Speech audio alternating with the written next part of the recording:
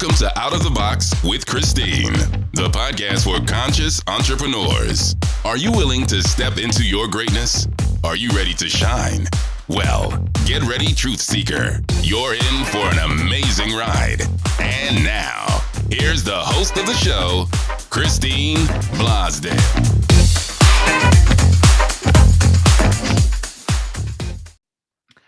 Oh, welcome back, everybody, to Out of the Box with Christine, the podcast for conscious entrepreneurs. And we have such an amazing show. Just buckle your seat belts, okay? Because today we have this incredible woman joining me today, Annie P. Ruggles.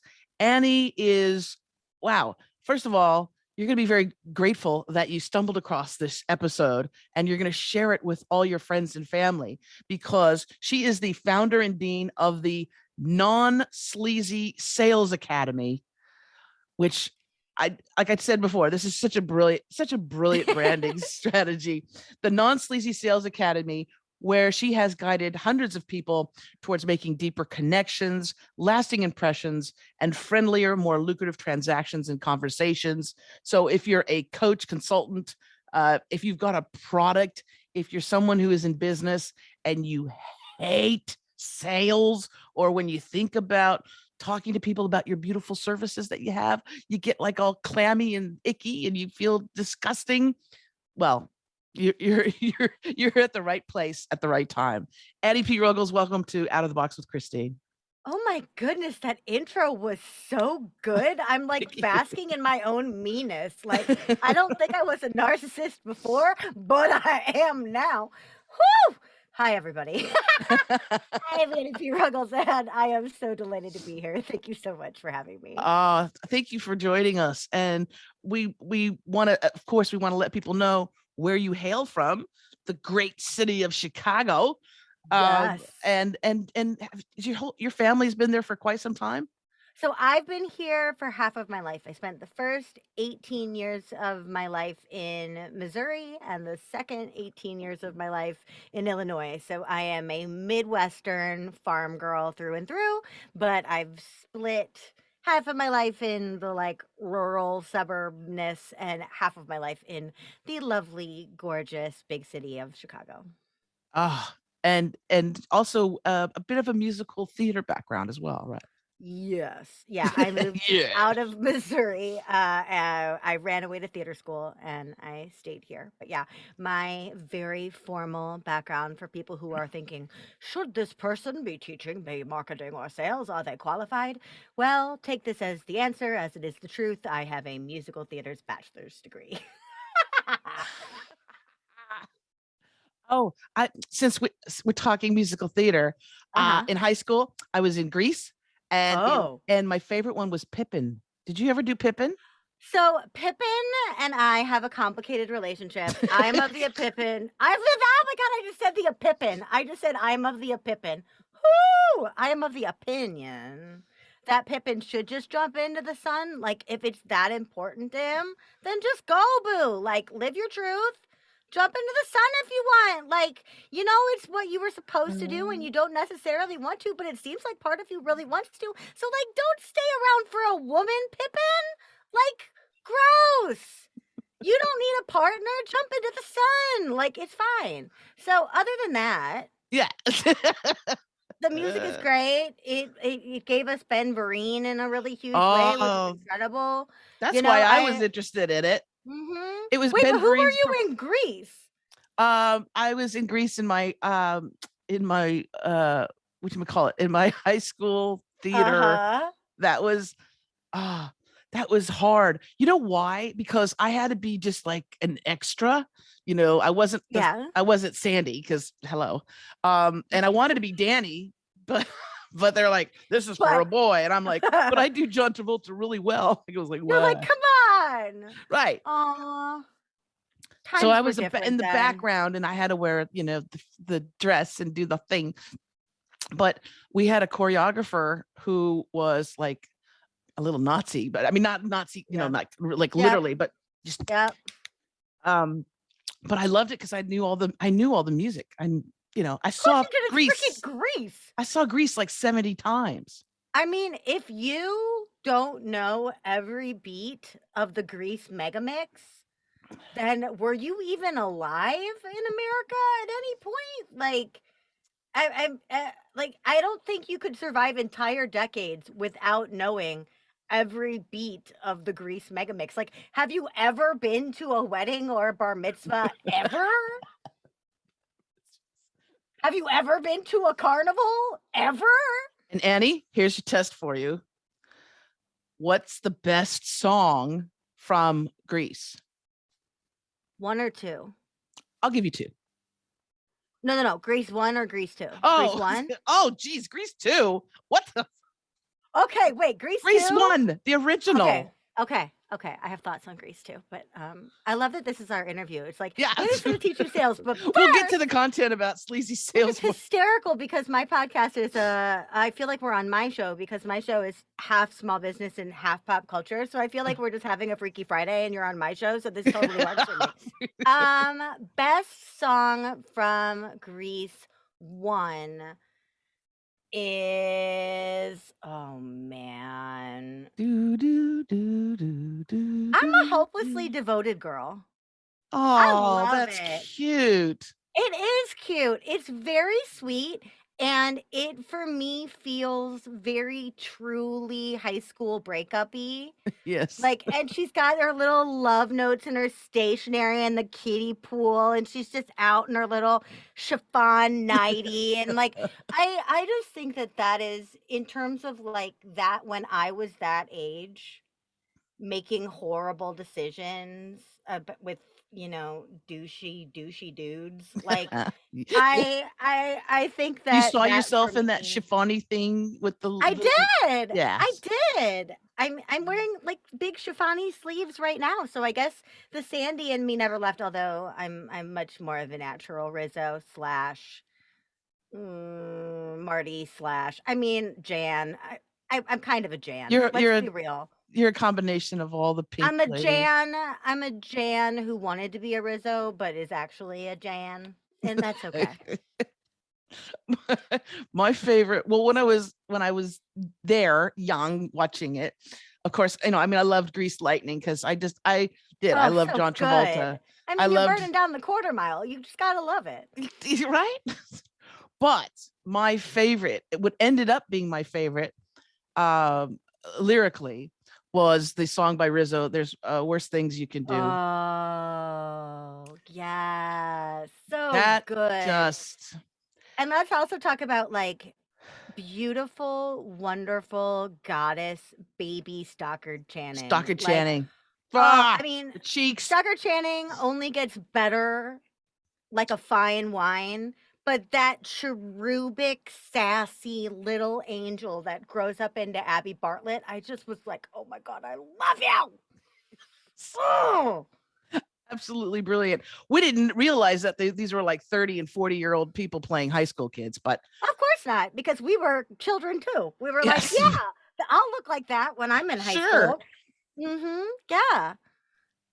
Remember when Olivia Newton-John came out in that outfit? I was like, why do I feel so funny? Oh yeah. I'm pretty sure that is what therapists would call part of my queer root. Yeah, she came out in that, and I was like, I didn't feel that way about you before, Sandy. Dang, bad Sandy, doing it for me. Yeah. We've lost all control. Okay. We've been talking about Grease for 20 minutes. It's hysterical. All right, so we've established that you're awesome because you know Grease. Now, Grease 2, did you liked Grease 2? I think we're actually recording an episode of my show right now, Christine. I think we're just going to put this out as an episode of TLTQ. No. Okay, what about Grease 2? Was it, who was in Grease 2? Michelle Pfeiffer. Oh, okay. And she is Michelle freaking Pfeiffer. Need I say anything else? Yeah. But okay, so my best friend loved Grease 2, and I was like, you are so stupid. Grease 2 is trash. And she was like, no, how dare you?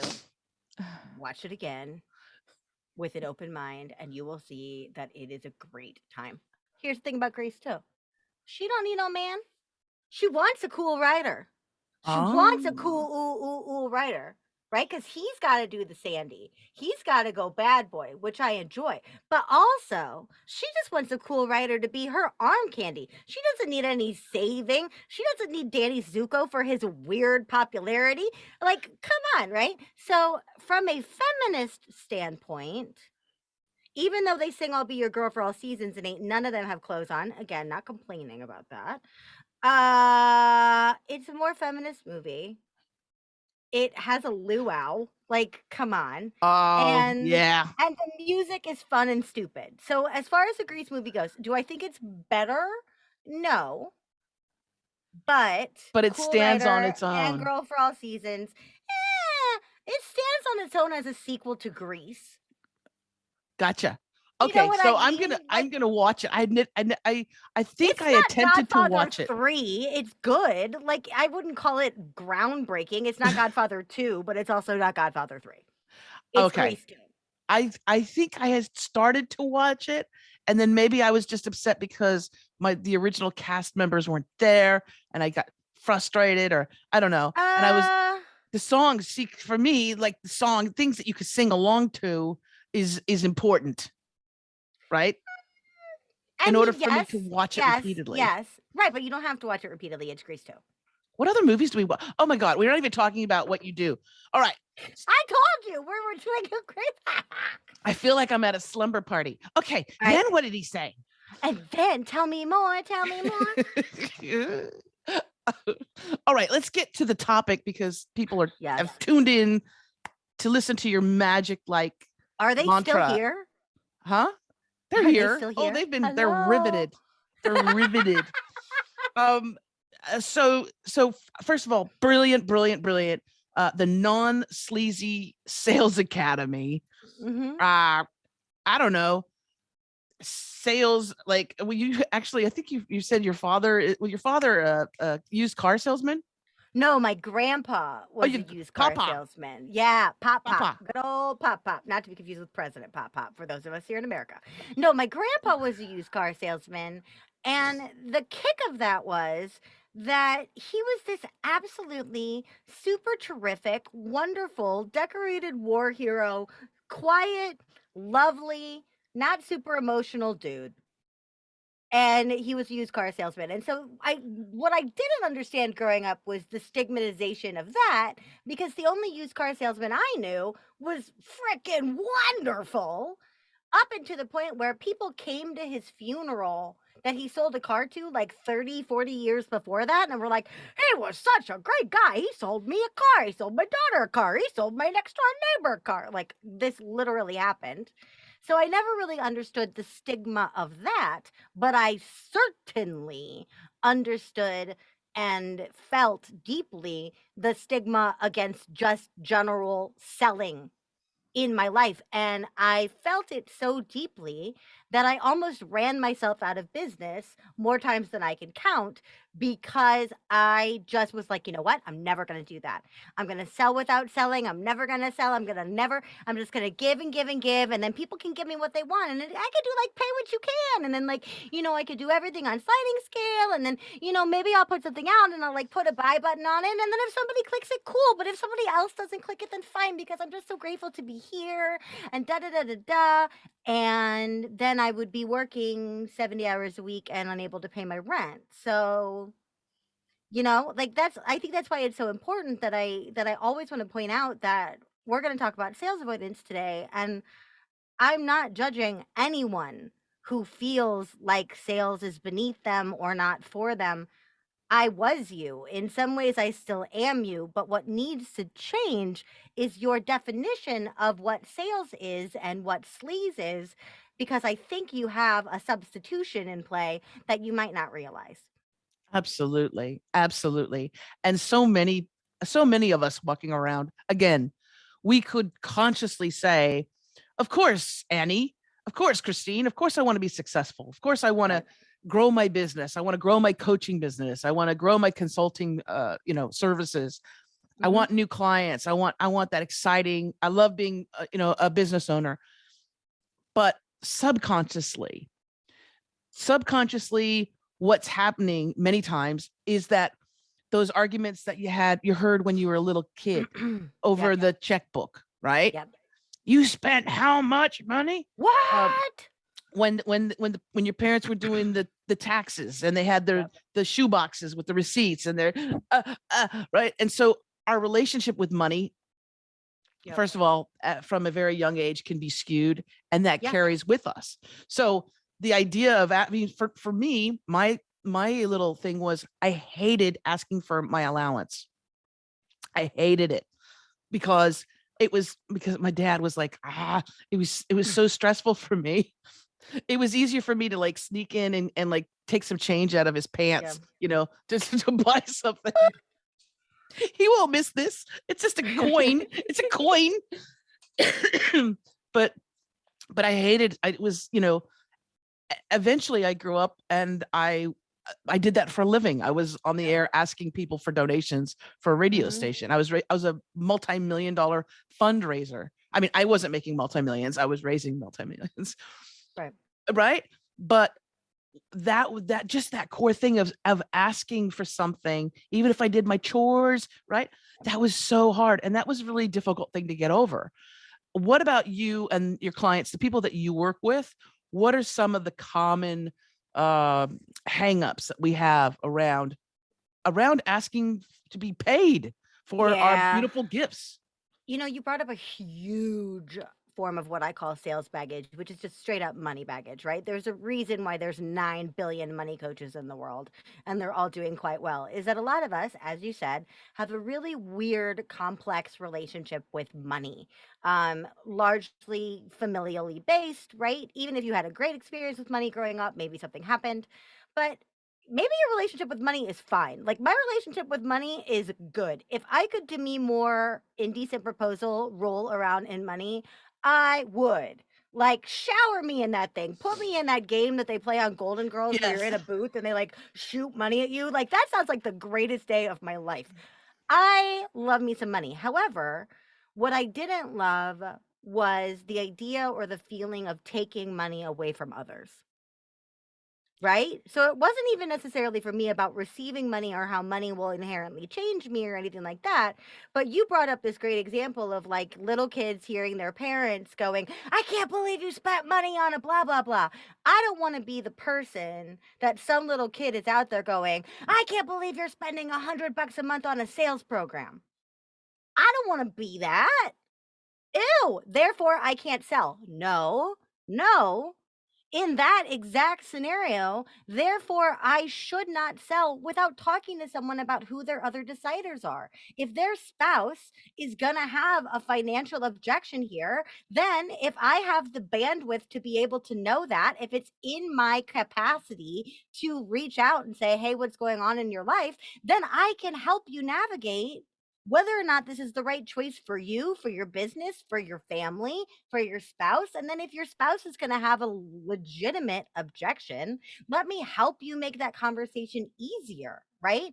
It's laziness and well intentioned laziness to say, I don't ever want to be part of that conversation or the cause for that conversation. So I'm not going to sell. Because when I don't sell to that person, they're going to go out and find someone who cares about them less than I do and have the exact same conversation about someone who cares less than me. No, that's not going to help. Instead, why don't I go the extra mile and make sure they're able to communicate why this is a good investment for them? If I've done that, I not only make selling easier, I make evangelizing the sale to their people easier, right? But we don't think about it that way because we're like, ew, sales, I'm going to cause fights.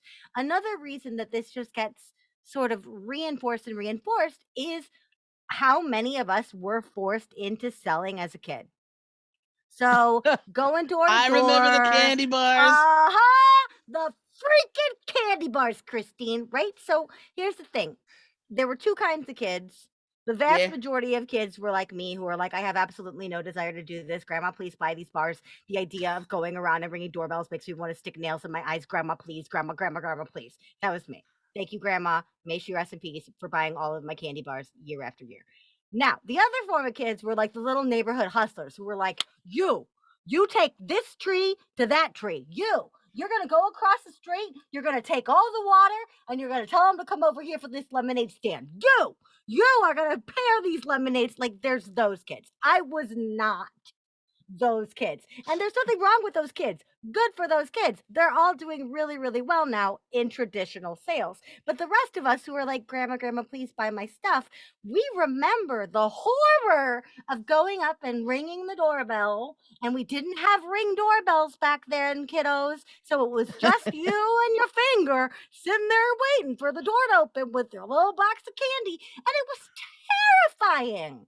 It was awful. And then we all grew up and we thought, well, I don't know how to sell, so I'll just do what my manager tells me to do. And the manager's got a manager who's got a manager who's got a manager. And that manager was only worried about the bottom line and not the other side of the transaction. So what are they saying? They're going, ring those doorbells. Get out there, pick up the phone, have the conversations, chase that no, come on, let's go. Of course we don't want to do that to our clients.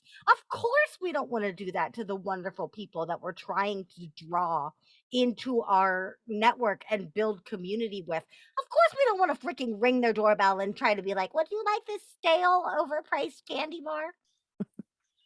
No, of course they don't. But you're not selling stale, overpriced candy bars anymore. You're not. No.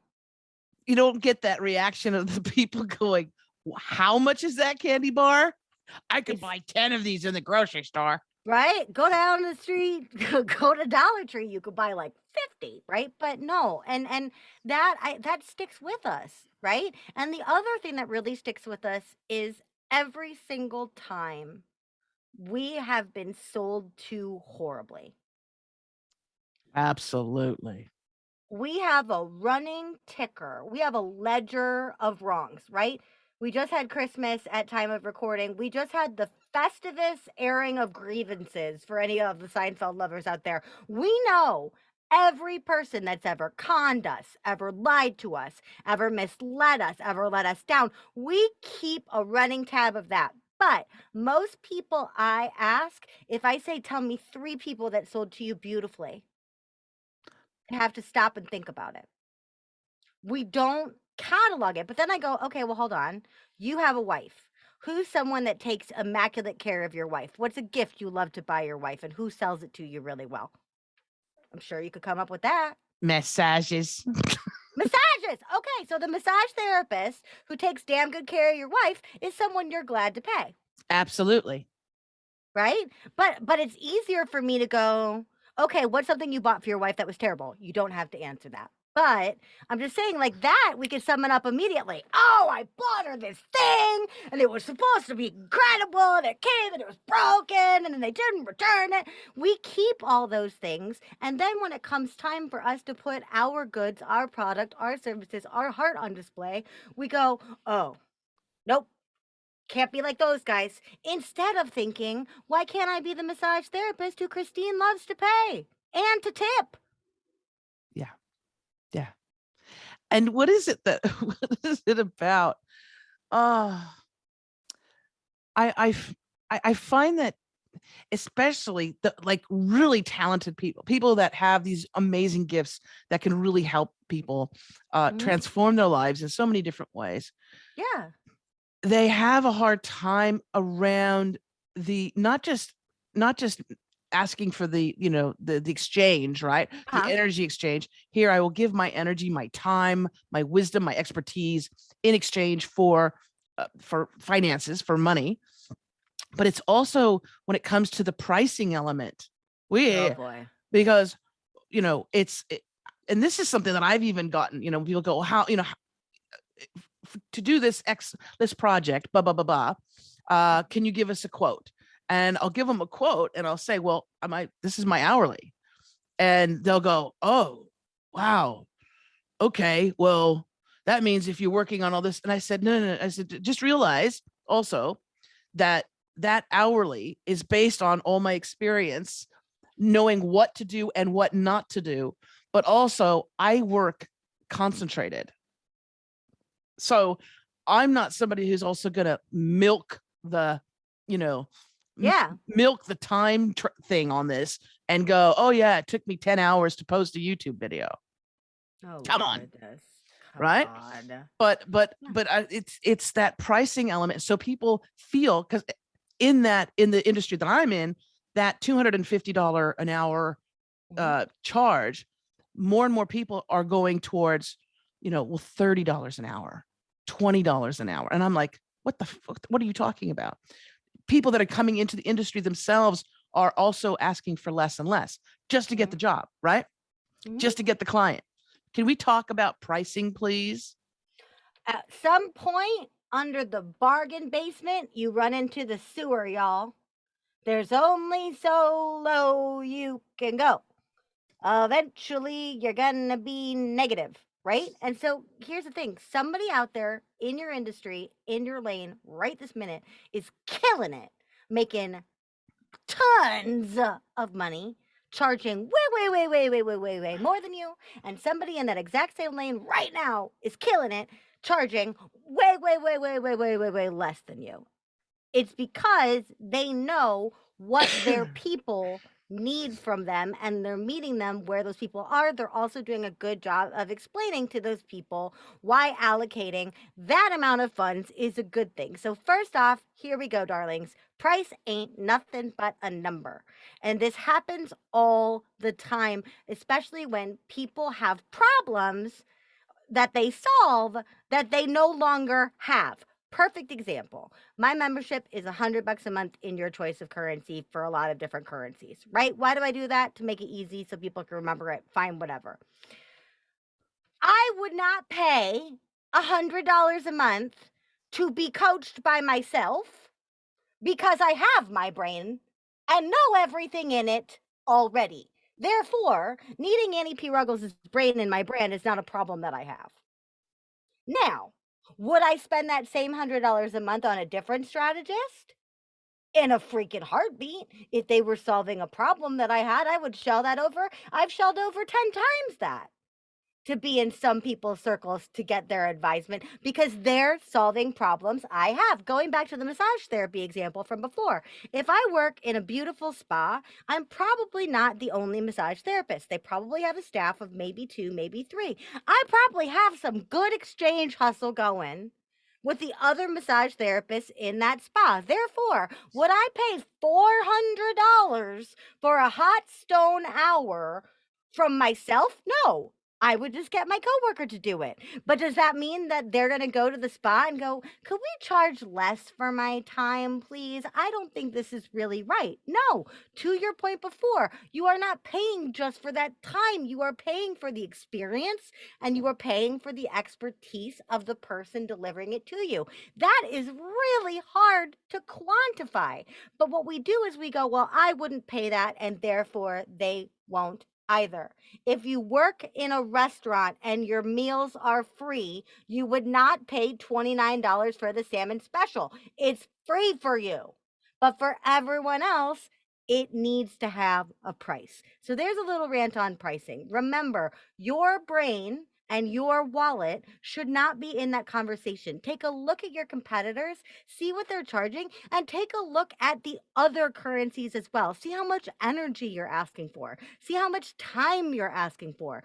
Get an idea of what the people that you have can spare to solve that problem.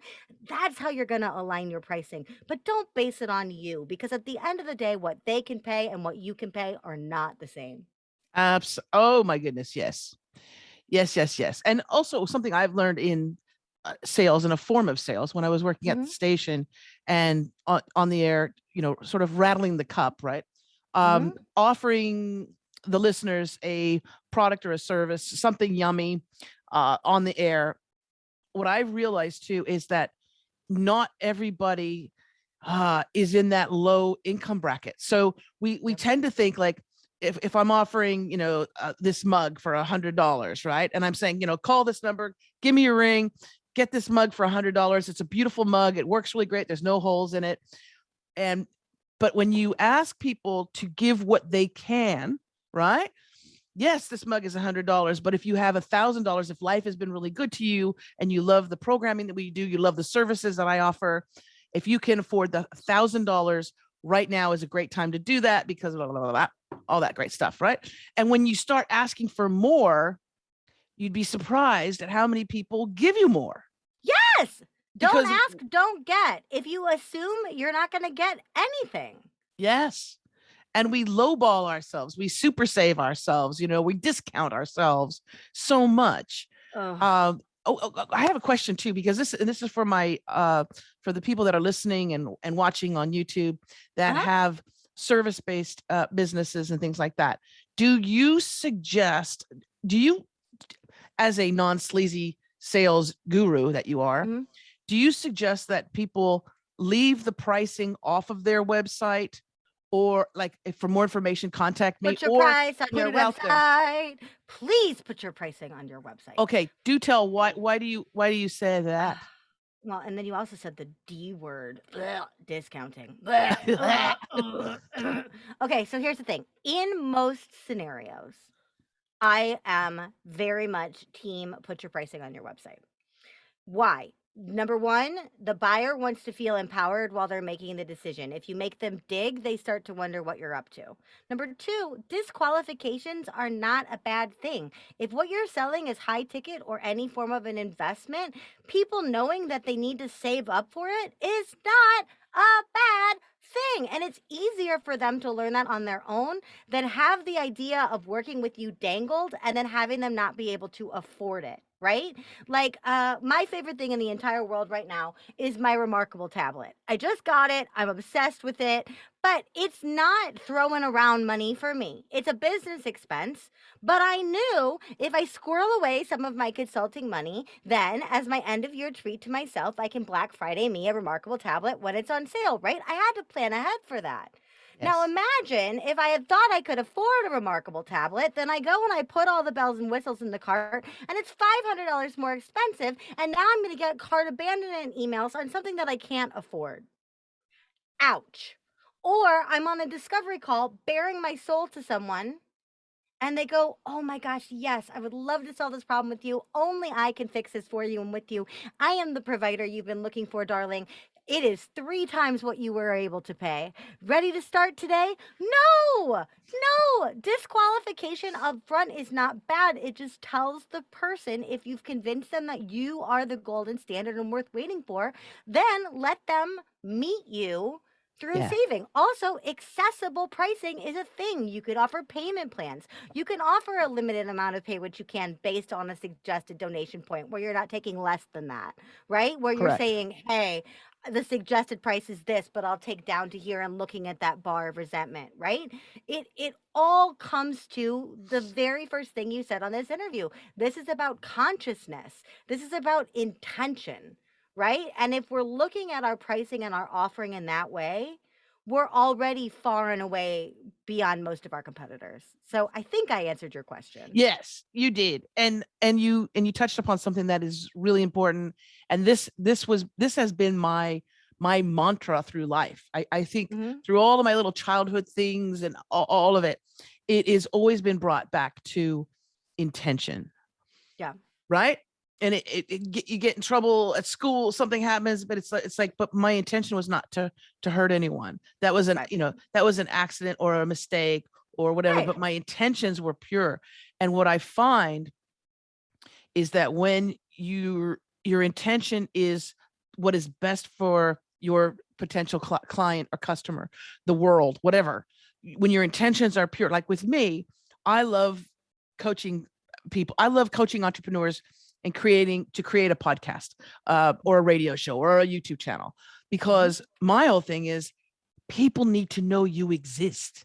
Yeah. If you're living in a basement creating like the next internet or whatever, if people don't know about you, they're not going to be able to enjoy the beautiful gifts that you're giving the world. So my whole thing is to market people, get them out, get them out there, right? Yes, and it's never been easier to seize on things like podcasts to get yourself out there.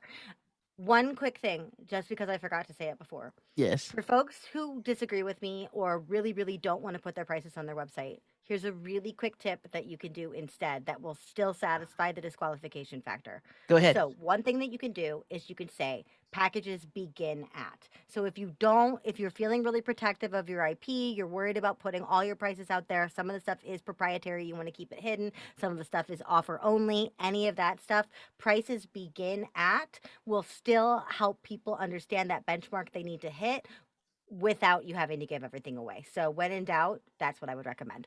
Back to what we were talking about, I Christine. like that. No, I like that because yeah, you're right. There's so many people with different price points. And Yep. so if you have someone who's a coach who's in the intermediate, pricing, in, a couple $1,000s, let's say, then you need to kind of know where that's at. Now there are other people where it's $10,000 to even talk to them, To right? even look at them. Yeah. To even Right. like, can I email you? That'll be 10 grand. And they're wonderful. It's wonderful. It's wonderful that they're making that kind of money. Good for It's them. wonderful that they have those circles, right? But you I'm need not to know up knocking it. front.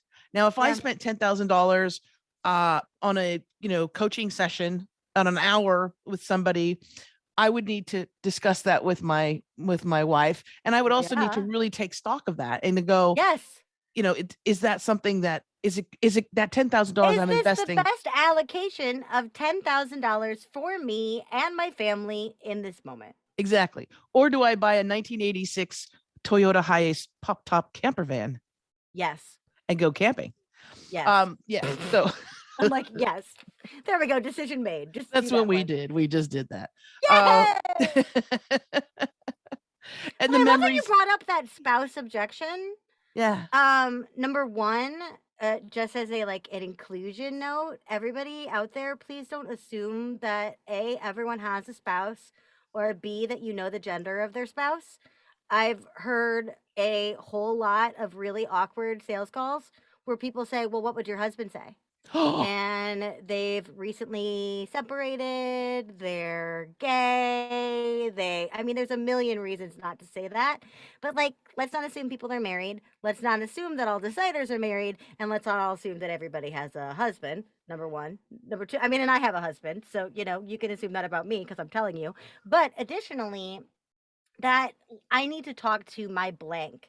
Sometimes it's not a spouse, sometimes it's my kids. If you're a parent and you want to enroll your kids in something, sometimes you got to get their buy-in, right?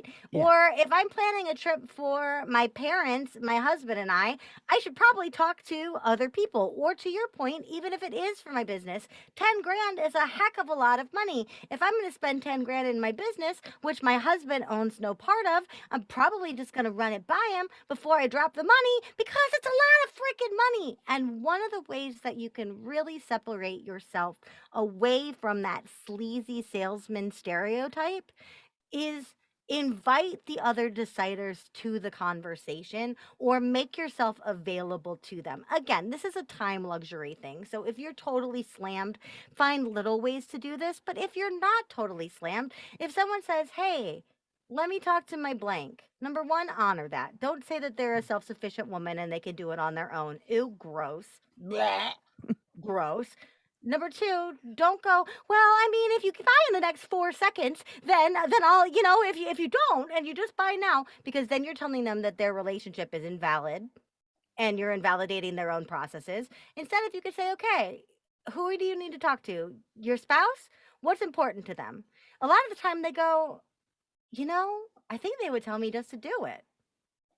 All right, well, you just said we should talk to them. Would they want to be talked to first? I'm the one telling them to go talk to their spouse, and they're paying me, right? Yes. But if you include deciders in the conversation and keep that trust valid, then you have a much easier conversation going forward. But you develop the trust. You also develop the trust with that person who's making. You're developing trust with the person who's making that decision because you're not trying to just get the money. Yeah. And it's gotten people to re-enlist with me too, where I'll know their spouse's names, their kids' names, their business partners' names, whatever, and somebody will come up on a hardship and I always want to work with people for that. And I'll say, hey, do you want to pause for a couple of months? And they'll go, Annie, I thought about that and I really, really hate that. But then my husband said, absolutely not. You're crazy without your Annie calls. Okay. Well, then thanks for being a brand evangelist, dude I talked to on the phone once for 5 minutes. It happens, folks. It happens. You're adorable. Thank you. Annie P. Ruggles, if people want to find out more information about you and join your universe of brilliance in the non-sleazy sales world, how do they do that?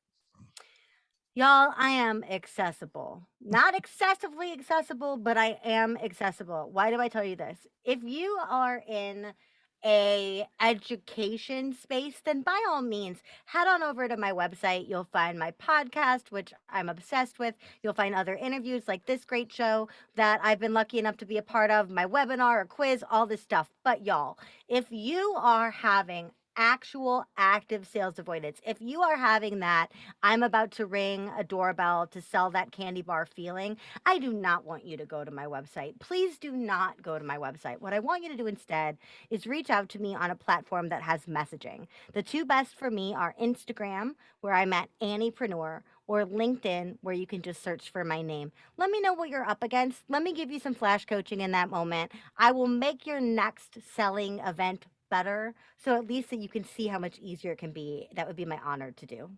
Yeah. Will you make sure that you send me all those? We'll put the links Heck to yeah! everything so everybody can go to the show notes and you'll get the links, of course, to Annie's official website, but also those social media handles as well, so that you can reach out to her. We could talk forever, not only about Grease and non-sleazy sales, but I would love to have you back. You're welcome back anytime on Out of the Box with Christine. And also anything I can do for you at any moment, just let me know. Because will you come be on my show? Of course. I'd love to. Hey, then look, we're already far and away. I'll wear my hair differently, okay? How you gonna do that? I don't know. I need a haircut, I think. It's getting a little moppy. Yeah, you're getting a little long, darling. Yes, I know. We're pushing 1.5 inches now. Whoa! Getting crazy. I know. Whoa. Annie P. Ruggles, thank you so very much again for joining us. And I'm so happy that I stumbled across you, and I'm extremely happy that people listening to the show and watching it on YouTube now get to know who you are. And I encourage everybody, go check her out immediately. Don't, what is it they say? Don't go to jail directly. What is that thing? Monopoly. Do not pass go. Do not collect $200. Go message directly me on Instagram. Go directly to Annie. Thank you. If you message me on Instagram, I mean, I'm already married, but go message somebody else because you might get married. Exactly. That's how. There you go. That's what happened to me.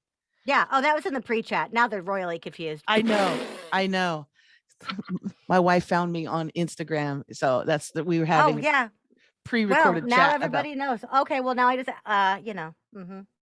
How did your husband find you, or did you find him? Okay, Cupid. Oh. Internet. What? All right. Thank you, Internet, for blessing us with our spouses. Addie, I adore you. Come back soon. I adore you back. Okay. I will. Okay. All right. And thank you so very much, wonderful viewers and listeners, to Out of the Box with Christine, the podcast for conscious entrepreneurs. Today's show is going to be a memory. It's going to be burned in your memory forever. If you want more information about this program, you can go to outoftheboxwithchristine.com. If you want more information about me and my coaching, you can go to christineblasdale.com. We'll have links to everything. It'll be a link smorgasbord for you in the show notes. Until next time, as I always say, remember to think outside that damn box. Bye for now.